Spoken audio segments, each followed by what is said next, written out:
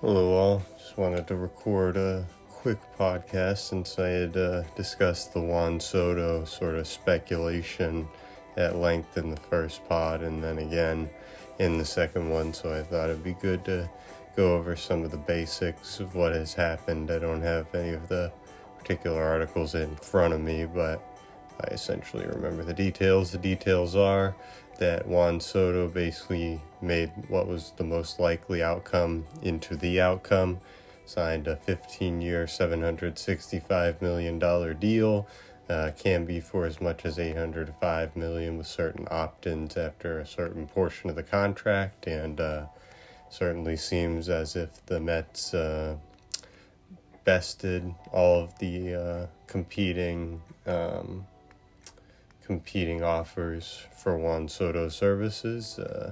They apparently offered $5 million total more than the Yankees over one fewer year, so obviously greater annual value, etc. Haven't really heard that there's any sort of deferred money in the contract, although I'm somewhat interested to talk about that, seeing as the Dodgers have continued to use this tactic and certainly doesn't seem to me to be in the spirit of collective bargaining and competitive balance, but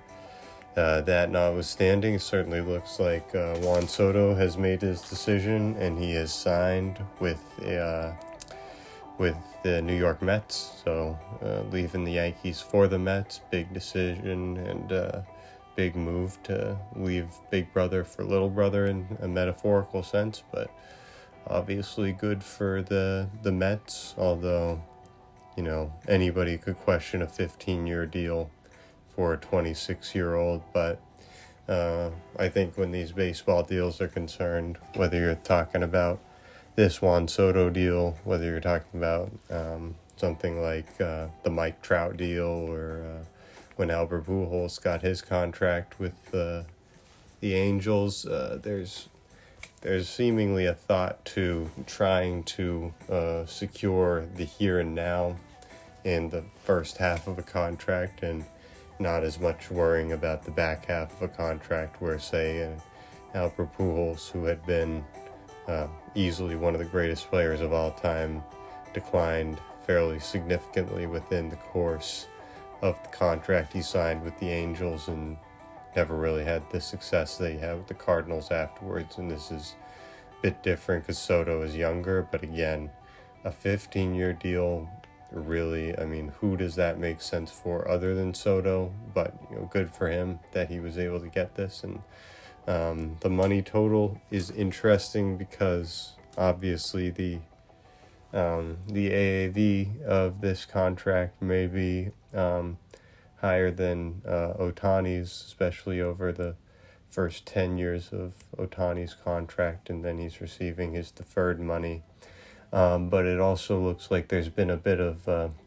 manipulation by Scott Boras in the sense that Soto has signed such a long-term deal, and then, basically I think the reason why it's for the amount of years and the amount of money was to give it the appearance that Soto had signed a more favorable deal than Ohtani. I don't think that's going to turn out to be the case because, again, Ohtani's deal is for fewer years, and if it's for $65 million less, sure, Soto's probably going to get his money before Ohtani, but Ohtani will be able to be living in Japan and paying Japanese taxes by the time that the end of the that final 10-year period where he's on the deferred money will come about. So it does seem like Boras tried to manipulate things to some degree to make it appear that Soto got a more valuable contract, but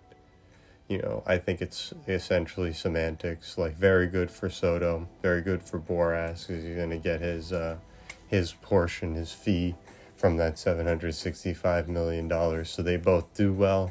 But I think we can look at this and say this is significantly higher than the market that I would have thought for Soto as far as overall money.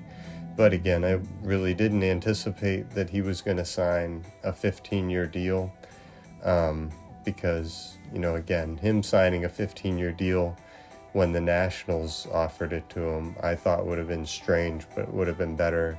for the Nationals at that time because he was younger than to sign a 15-year deal now. So strikes me as a bit odd, to be honest, but good for Soto. And I think my main takeaway from this would be, kind of like I said at the beginning, the most likely outcome in this situation happened. We knew that Scott Boras, he wants to get the most money for his client. Soto wanted the most money. The Mets had the most money to offer. And as opposed to the 16-year, $760 million deal the Yankees ended up offering, he takes a 15-year, $765 million deal with the Mets. So good for him. As far as my interest in this situation vis-a-vis being a Red Sox fan, I think it makes sense that he went to the Mets as opposed to the Red Sox, because I don't think that we offered this amount of money. Clearly that dude over Thanksgiving who thought that Soto had signed a 12-year deal with the Red Sox was mistaken, and I don't know who seriously took that super seriously at the time. It's not a real way to get information, but nonetheless, I do think that, signing him to a 15-year, $700+ million deal probably wouldn't have been in the best interest of the Red Sox. So basically, my opinion stands that it's good that they pursued him. It's good that they were willing to pay a certain amount, but also probably a good thing at the end of the day that they didn't end up with Soto, although who knows what the team structure is going to look like. They may be trading Tristan Casas or a few other things, trying to make some signings, Alex Bregman maybe, but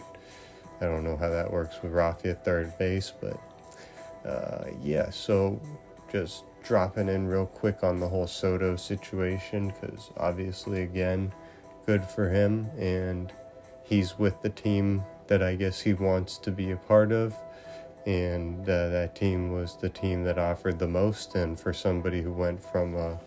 15-year, $560 million offer to a 15-year, $765 million offer a few years later, I'm not sure if that